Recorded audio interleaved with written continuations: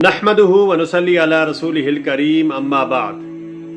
حضرت علی رضی اللہ تعالی عنہ بیان فرماتے ہیں، نبی اکرم صلی اللہ علیہ وآلہ وسلم نے ارشاد فرمایا، جس شخص نے قرآن پڑھا اور پھر اسے حفظ یعنی یاد کیا اور اس کے حلال کو حلال جانا اور اس کے حرام کو حرام، تو ایسے شخص کو اللہ تعالی جنت میں داخل فرما دیں گے اور اس کے گرانے میں 10 ایسے آدمیوں کے بارے میں اس کی شفاعت قبول فرمائیں گے جن پر جہنم واجب ہو چکی ہوگی۔ نبی اکرم صلی اللہ علیہ وآلہ وسلم نے ارشاد فرمایا، حسد صرف 2 شخصوں کے لیے جائز ہے۔